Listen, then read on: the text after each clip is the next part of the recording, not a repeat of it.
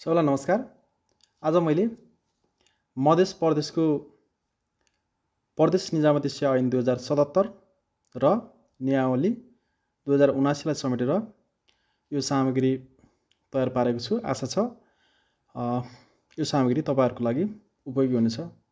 सम्पूर्ण लोकसेवा आयोगको परीक्षाहरुको तयारी गरेर बसिरहनु भएको सम्पूर्ण साथीहरुको लागि यो सामग्री उपयोगी हुनेछ। सुरु गरौँ। प्रश्नतर्फ 1 नम्बरको प्रश्न रहेको छ।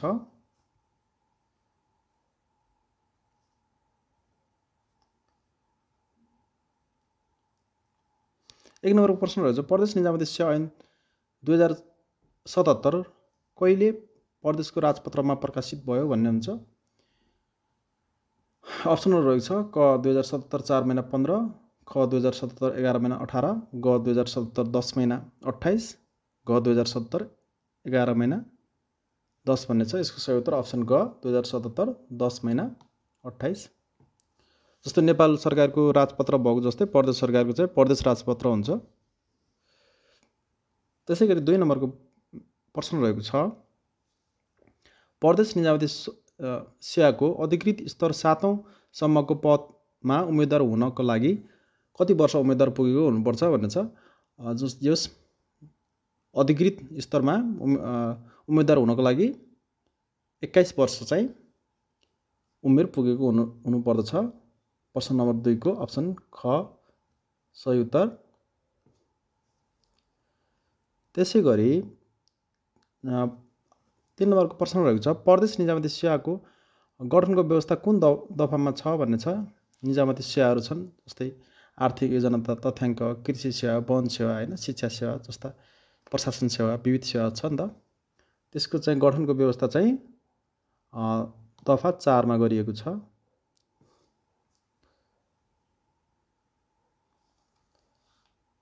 त्यसैगरी 4 नम्बरको प्रश्न रहेको छ, प्रदेश निजामती सेवा अन्तर्गत कतिवटा सेवाको गठनको व्यवस्था गरिएको छ भन्ने छ। 4 नम्बरको प्रश्न अप्सनहरु रहेको छ। अप्सन क 7, ख 8, ग 9, घ 10 भन्ने छ। यसको सही उत्तर अप्सन ग 9 वटा।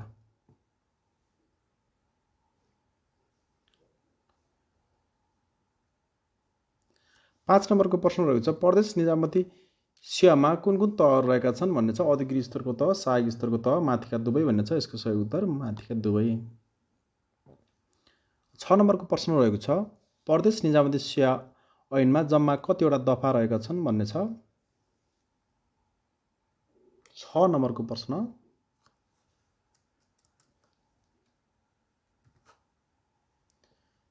यसको सही उत्तर अप्सन ग 127। त्यसैगरी 7 नम्बरको प्रश्न रहेको छ, नियमावली अनुसार जम्मा कति दिन घर बिदा सञ्चित गर्न पाइन्छ भन्ने छ। घर बिदा चाहिँ 180 दिन सञ्चित गर्न पाइन्छ। प्रदेश निजामती सेवामा अधिकृत स्तरको तहहरू कतिवटा रहेका छन् भन्ने छ। प्रश्न नम्बर 8 को प्रश्न, यसको सही उत्तर अप्सन क 7 वटा।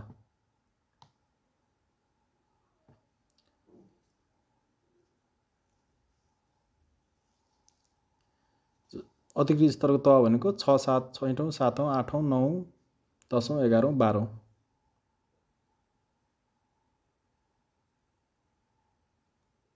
त्यसैगरी 9 नम्बरको प्रश्न रहेको छ, प्रदेश निजामती सेवामा सहायक स्तरको तहमा कतिवटा रहेका छन् भन्ने तहहरू। सहायक स्तरका तहहरू चाहिँ तेस्रो, चौथो र पाँचौं गरेर जम्मा 3 वटा तहहरू रहेका छन्। अप्सन ख। 10 नम्बरको प्रश्न रहेको छ, प्रदेश निजामती सेवामा सहायक स्तरको तहहरू कुन कुन हुन् भन्ने छ। तेस्रो, चौथो, पाँचौं, माथिका सबै।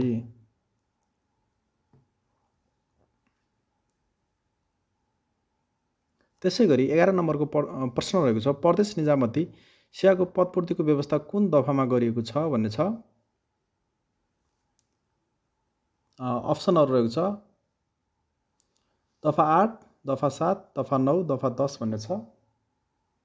11 नम्बरको सही उत्तर अप्सन ग दफा 9 मा गरिएको छ। 12 नम्बरको प्रश्न रहेको छ प्रदेश निजामती सेवाको चौथो तहको रिक्त पदमा खुल्ला प्रतियोगिताद्वारा कति प्रतिशत पदपूर्ति हुन्छ भन्ने छ। 100%, 90%, 70%, 80% भन्ने छ। सही उत्तर अप्सन ख 90%। खुल्लाबाट 90 भयो भने बाँकी चाहिँ बढुवाबाट हुने हो। प्रदेश निजामती स्वास्थ्य सेवाको सहायक स्तर चौथो तहको रिक्त पदमा खुल्ला प्रतियोगिताद्वारा कति प्रतिशत पदपूर्ति हुन्छ भन्छ। स्वास्थ्य सेवामा चाहिँ 100% हो। स्वास्थ्य बाहेक अन्य सेवाहरूमा चाहिँ 90% मात्र हुन्छ, बाँकी चाहिँ बढुवाबाट हुन्छ चौथो तहको हकमा। त्यसै गरी प्रदेश निजामती सेवाको चौथो तहमा रिक्त पदमा बढुवाद्वारा कति प्रतिशत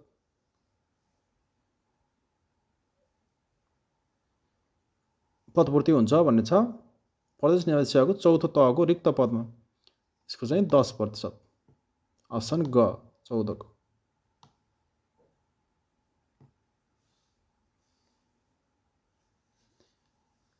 नब्बे प्रतिशत खुल्लाबाट हुन्छ भने 10% बढुवाबाट हुन्छ साधारणतः। तर स्वास्थ्य सेवाको हकमा चाहिँ 100% खुल्ला हुन्छ। त्यसै गरी 15 नम्बरको प्रश्न रहेको छ प्रदेश निजामती सेवाको पाँचौं तहको रिक्त पदमा खुल्ला प्रतियोगिताद्वारा कति प्रतिशत पदपूर्ति हुन्छ भन्ने छ। क 100%, ख 50%, ग 70%, ग 80% भन्ने छ। यसको सही उत्तर अप्सन ख 50%। 16 नम्बरको प्रश्न रहेको छ प्रदेश निजामती सेवाको पदहरूमा उम्मेदवार हुन कस्तो व्यक्ति अयोग्य हुन्छ भन्ने छ। 35 वर्ष पुगेको पुरुष, 40 वर्ष पुगेको महिला, न्यूनतम शैक्षिक योग्यता हासिल नगरेको, माथिको सबै भन्ने छ। माथिको सबै भन्ने छ। यसको सही उत्तर यो अप्सन अनुसार चाहिँ माथिका सबै अप्सन ग को सही एन्सर हो।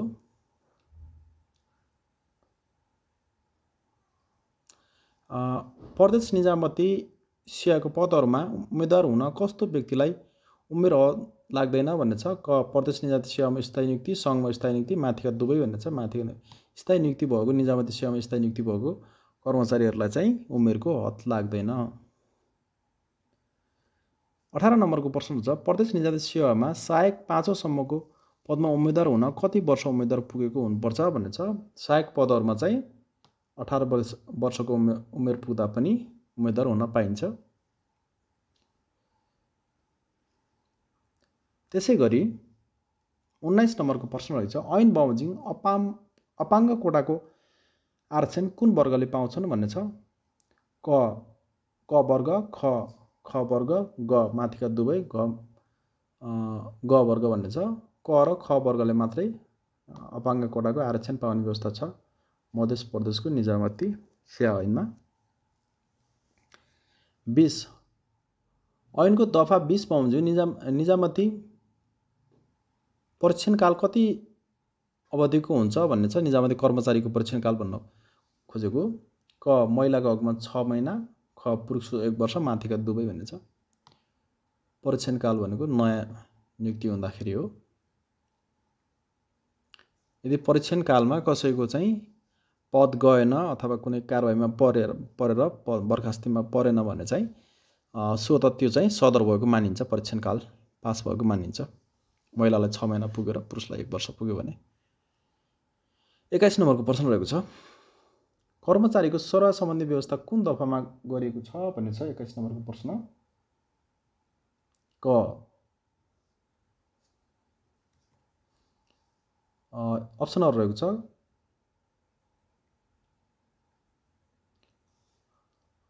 क दफा 30, ख दफा 40, ग दफा 25, घ दफा 12 भन्ने छ। 21 नम्बरको प्रश्नको सही उत्तर अप्सन ग दफा 25।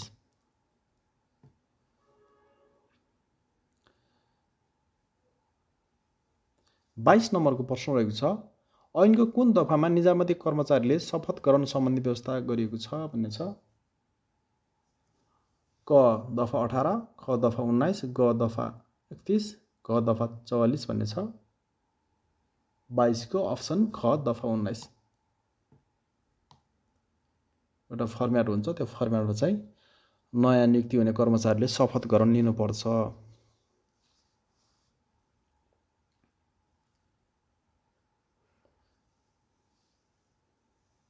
प्रश्न नम्बर 23 छ प्रदेश निजामती सेवा ऐन 2079 मा ऐन चाहिँ 77 है।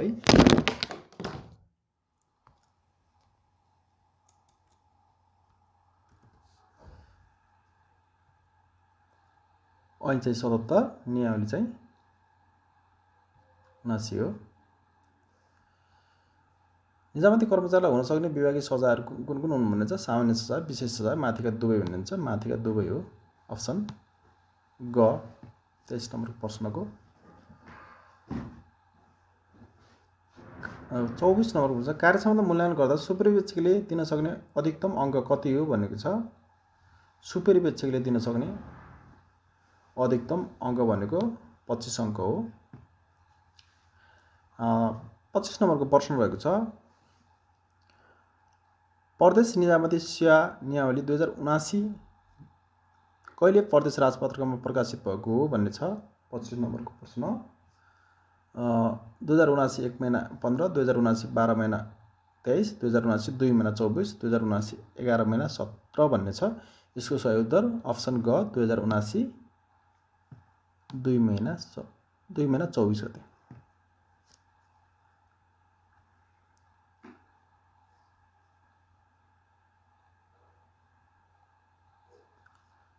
26 नम्बरको प्रश्न रहेको छ प्रदेश निजामती सेवा नियमावलीको कुन नियममा आधेरी ट्रेड युनियनको गठन गर्ने व्यवस्था गरिएको छ भन्ने छ। अप्सन रहेको छ नियम 108, ख नियम 121, ग नियम 125 र घ नियम 109 भन्ने छ।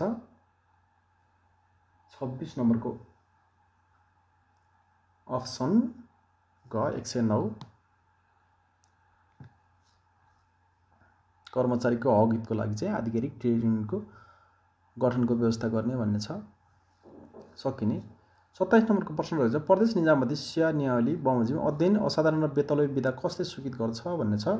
क प्रदेश सरकार, ख सम्बन्धित कार्यालय प्रमुख, ग दुवै, क सङ्घीय सरकार भन्ने छ। यसको सही उत्तर प्रदेश सरकार हो।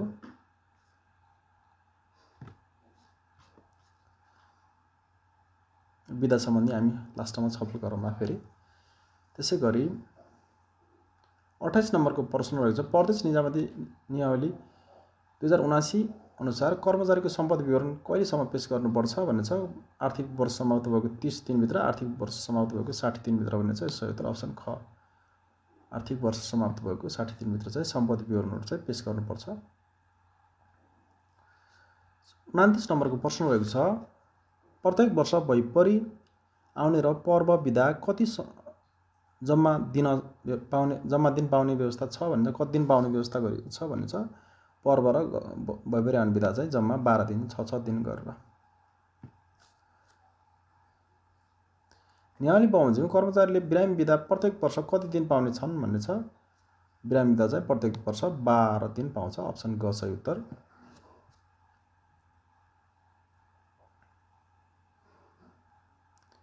त्यसै गरी 31 नम्बरको प्रश्न रहेको छ प्रदेश निजामती सेवा ऐनमा भएको पदपूर्ति सम्बन्धी विशेष व्यवस्था अनुसार खस आर्यको लागि कति प्रतिशत आरक्षणको व्यवस्था गरिएको छ भन्ने छ। क 20%, ख 30%, ग 10%, घ 4% भन्ने छ।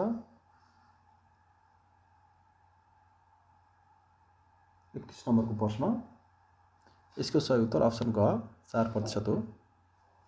प्रदेश अनुसार फरक हुन्छ नि त। अब मध्य प्रदेशमा मधेसी समुदाय धेरै भएकोले मधेसीको लागि आरक्षण धेरै भयो, कुनैमा चाहिँ अरू समुदायको लागि हुन सक्छ। त्यसै गरी 32 नम्बरको प्रश्न छ निजामती सेवा ऐनमा मधेसी वर्गको लागि कति प्रतिशत आरक्षणको व्यवस्था गरिएको छ भन्ने छ। यसको सही उत्तर अप्सन क 54% हो। यो पनि अब जम्मा पदको 54% होइन, 100% फर्स्टमा चाहिँ खुल्यो भने त्यसलाई चाहिँ 51% खुल्लामा खुल्छ र 49%लाई चाहिँ 100% मानेर त्यसको 54% चाहिँ मधेसी वर्गको लागि छुट्याइएको हुन्छ।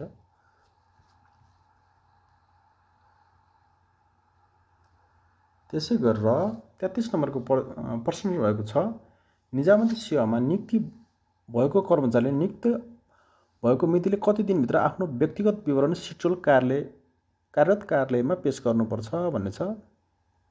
यसको सही उत्तर 30 दिनभित्र। 30 दिनभित्र चाहिँ हाम्रो सिट्रोलहरु चाहिँ भरेर चाहिँ कार्यालयमा पेश गर्ने अनि त्यो कार्यालय प्रमुखले त्यसको 15 दिनभित्र चाहिँ त्यो सम्बन्धित हुन्छ नि सिट्रोल दर्ता गर्ने कार्यालयमा पठाउँछ र अनि त्यसको 15 दिनभित्र चाहिँ सिट्रोलहरु दर्ता गरेर नम्बर आइसक्नुपर्छ भन्ने कुरा छ। त्यसैगरी 34 नम्बरको प्रश्न रहेको छ ऐन बमोजिम मन्त्रालयको सचिवको पदावधि कति वर्षको हुने व्यवस्था छ भन्छ। क 4 वर्ष, ख 5 वर्ष, ग 6 वर्ष, ग 3 वर्ष भन्छ। यसको सही उत्तर अप्सन ख 5 वर्ष। सचिव भन्नाले प्रदेशको सचिव भनौँ न, प्रदेश वन मन्त्रालय हुन्छ, प्रदेश चाहिँ अब ऊर्जा मन्त्रालय होला हैन, आर्थिक मामिला मन्त्रालय होला। सचिवहरूको पदावधि चाहिँ 5 वर्ष हुने व्यवस्था छ। त्यसैगरी ऐन बमोजिम प्रमुख सचिवको पदावधि कति वर्षको हुने व्यवस्था छ भन्ने छ। 35 नम्बरको प्रश्न। यसको सही उत्तर अप्सन ख 3 वर्ष।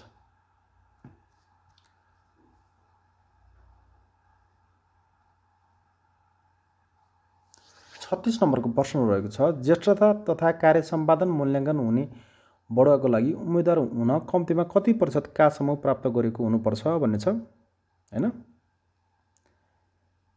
औसतमा भनेको हो यो। जस्तै क 50%, ख 60%, ग 70% हैन, ग चाहिँ 80% छ भने चाहिँ 80% नै हो। जस्तै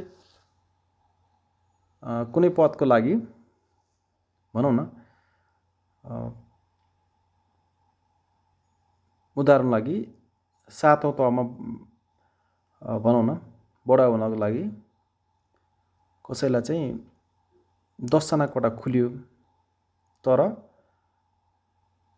औसतमा लास्ट अन्तिम 5 वर्षको चाहिँ औसतमा चाहिँ कसैको चाहिँ 75% मात्रै अङ्क छ भने त्यसले चाहिँ बढुवा हुन पाउँदैन। कम्तीमा 80% कट्न पर्यो।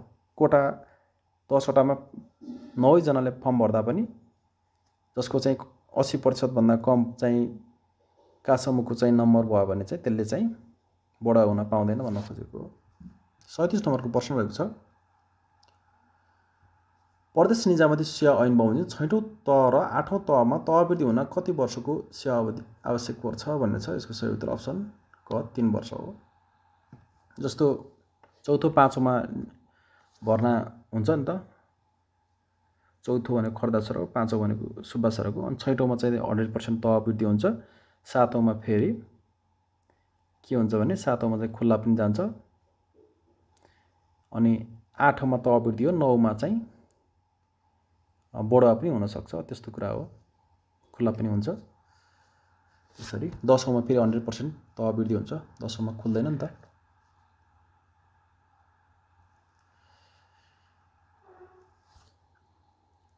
खुल्ने भनेको त चौथो, तेर्सो, चौथो, पाँचौँ, 7औँ, 9औँ त्यसरी खुल्ने हो। त्यसैगरी यो सम्बन्धी पनि अब अन्तिममा छलफल गरौँला। 38 नम्बरको प्रश्न रहेको छ कार्य सम्पादन मूल्याङ्कनको लागि पुनरावलोकनकर्ताले दिन सक्ने अधिकतम अङ्क कति हो भन्ने छ। यसको चाहिँ सही उत्तर अप्सन क 10 हो। सुपरिवेक्षकले चाहिँ 25 नम्बर दिन्छ भने पुनरावलोकनकर्ताले 10 अङ्क दिन सक्ने हो। 10 दिनुपर्छ भन्ने छैन, बढीमा 10 हो। 39 नम्बरको प्रश्न रहेको छ तलका मध्ये कस्तो अवस्थामा कर्मचारीलाई भविष्यमा प्रदेश सरकारको सरकारी सेवा निमित्त अयोग्य ठहरिने गरी सेवाबाट बर्खास्त गर्न सकिन्छ भन्ने छ। नागरिकता किर्दै गरेमा हैन, ख नैतिक पदनदेखि गरी अदालतबाट कसुरदार ठहरिएमा, ग मा भ्रष्टाचार, राष्ट्रविरुद्ध जासुसी, लागु औषध कारोबार, सम्पत्ति शुद्धिकरण जस्ता अभियोगमा अदालतबाट कसुरदार ठहरिएमा भन्ने छ। माथिका सबै हो। जस्तो अभियोग भन्नाले चाहिँ कुनै आरोप पुष्टि नहुँदासम्म अभियोग लगाएको मानिन्छ र अनि कसुरदार ठहरियो भने चाहिँ त्यसलाई सजायको भागीदार हुन्छ।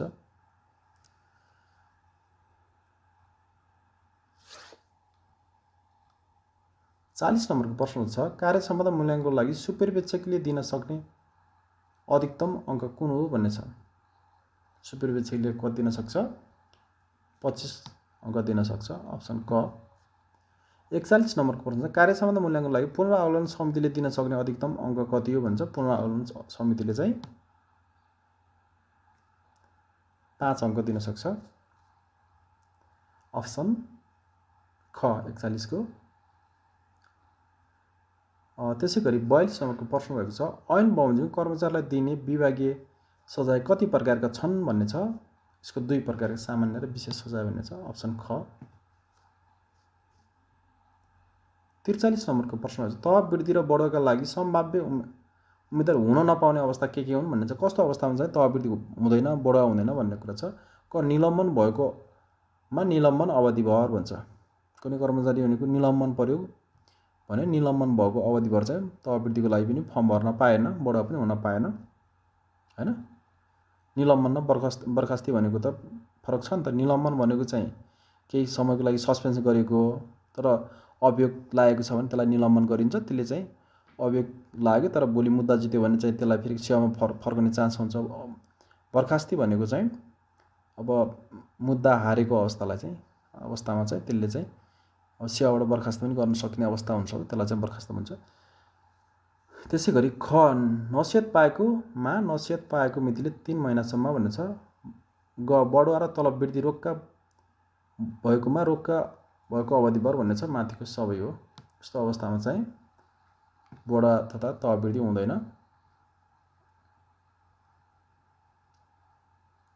44 नम्बरको प्रश्न रहेको छ कार्यक्षमताको मूल्याङ्कन गर्दा कार्यक्षमता मूल्याङ्कन बाबत कति अङ्क दिइन्छ भन्ने छ। यसको सही उत्तर अप्सन क 40 अङ्क हो। 45 नम्बरको प्रश्न छ कर्मचारीको अनिवार्य अवकाशका लागि कति वर्ष उमेर हदको व्यवस्था गरिएको छ भन्ने छ। यसको सही उत्तर अप्सन ख 60 वर्ष। यो पनि प्रदेश अनुसार फरक छ। सङ्घमा चाहिँ 58 छ हैन।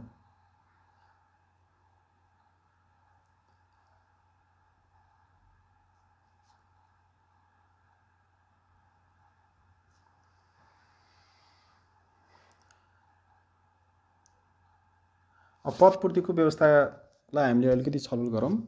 जस्तो यो दफा 9 को उपदफा 2 मा छ।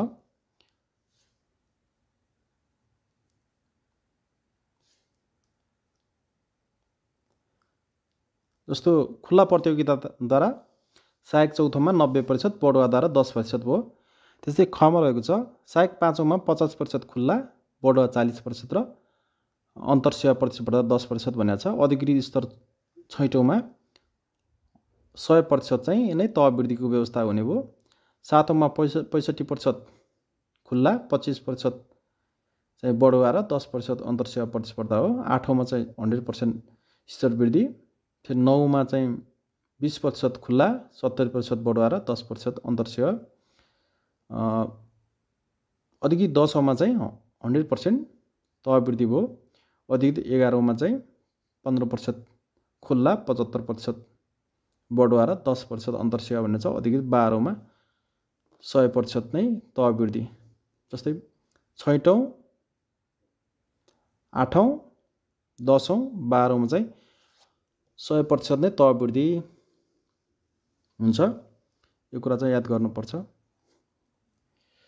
यो चाहिँ स्वास्थ्य सेवा बाहेक अन्य सेवाको लागि हो है। अब यहाँ तलब वृद्धिको लागि कुराहरू छ। जस्तो 5औँदेखि 6औँमा हुन कम्तीमा 3 वर्ष चाहिँ सेवा अवधि चाहिँ पुगेको हुनुपर्छ र पछिल्लो 3 वर्षको औसत 80% चाहिँ कार्य सम्पादन तथा मूल्याङ्कन हुनुपर्छ। कम्तीमा 80%, 80 वा सोभन्दा बढी हुनु पर्यो। त्यो सबैमा त्यही हो 80% भन्दा बढी। जस्तै 7औँमा छ कुनै कर्मचारी, 8औँमा हुनलाई पनि 3 वर्ष चाहिँ सेवा अवधि गरेको हुनु पर्यो 7औँमा। जस्तै 9मा 3 वर्ष चाहिँ सेवा अवधि गर्यो भने चाहिँ 10औँको लागि बढा अथवा स्तर वृद्धि हुन सक्छ भन्ने छ। त्यो पनि कम्तीमा पछिल्लो 3 वर्षको औसत कार्य सम्बन्ध मूल्याङ्कन अङ्क चाहिँ 80% वा सोभन्दा बढी हुनुपर्छ तलब वृद्धिको लागि पनि है। यो पनि एकदम इम्पोर्टेन्ट हुन सक्छ। त्यसै गरी आरक्षण सम्बन्धी व्यवस्था छ।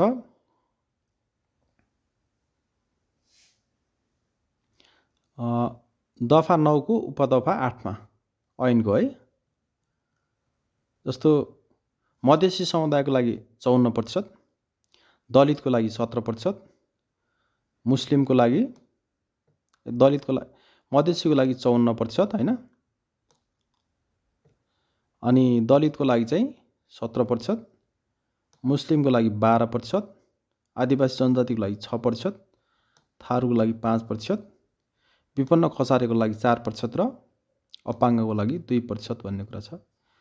आरक्षण सम्बन्धी कुराहरू पनि एकदम इम्पोर्टेन्ट हुन्छ। त्यसै गरी विधा सम्बन्धी कुरा छ। विधा सम्बन्धी सबै प्रदेशमा लगभग उस्तै प्रकारको छ। भइपरि आउनु र पर विधा 6 दिन गरी 12 दिन हुन्छ। यस विधा जम्मा पाइने भनेको 12 दिन हो। घर विधा भन्ने छ, 12 दिन बराबरको 1 दिन भन्ने छ। जम्मा 180 दिन सञ्चित गर्न सकिन्छ, त्योभन्दा बढी गर्न सकिँदैन भन्ने छ। बिरामी विधाको पनि प्रत्येक वर्ष 12 दिन हो, सेवा अवधिभर सञ्चित गर्न सकिन्छ भन्ने छ। सञ्चित गर्ने भन्नाले सञ्चित विधा बराबर पछि पैसा पाइन्छ। प्रसुति विधा भन्ने छ 98 दिन हो। यो चाहिँ तलब चाहिँ पुरा पाइन्छ, तर प्रसुति विधा चाहिँ 2 पटक मात्र पाइन्छ। प्रसुति स्याहार विधा 15 दिन हो, यो पनि 2 पटक मात्र पाइने हो। मृत्यु संस्कार विधा 15 दिन हो। अध्ययन विधा 3 वर्ष, थप 2 वर्ष गरी 5 वर्ष पनि गर्न सकिन्छ। असाधारण विधा कम्तीमा 3 वर्ष, असाधारणमा तलब पाइँदैन र कम्तीमा 5 वर्ष सेवा अवधि पुगेको हुनुपर्छ। बेतलबी विधाको लागि चाहिँ बढीमा 5 वर्ष दिन सकिन्छ, तर सेवा अवधि गणना हुँदैन भन्ने छ। सट्टा विधा भनेको अस्पताल बारुद यन्त्रमा गर्न सकिन्छ। अतिरिक्त सेवा विधा भनेको सट्टा विधा भनेको कसैले सार्वजनिक विधाको दिनमा सेवा गर्यो भने त्यो दिन बराबरको चाहिँ अन्य कार्यालय समयको दिनमा चाहिँ छुट्टी पाइने हो हैन। अतिरिक्त सेवा भनेको अब एक्स्ट्रा टाइममा काम गर्यो भने भनौँ न, हप्तामा 40 दिनभन्दा बढी काम गर्यो भने कति दिन बराबर काम गर्छ त्यो बराबरको चाहिँ तलब पाइने अथवा बिदा लिन पाउने व्यवस्था हो भन्ने। यो चाहिँ 3 महिनाभित्र मिलान गर्न सक्नुपर्छ भन्ने छ।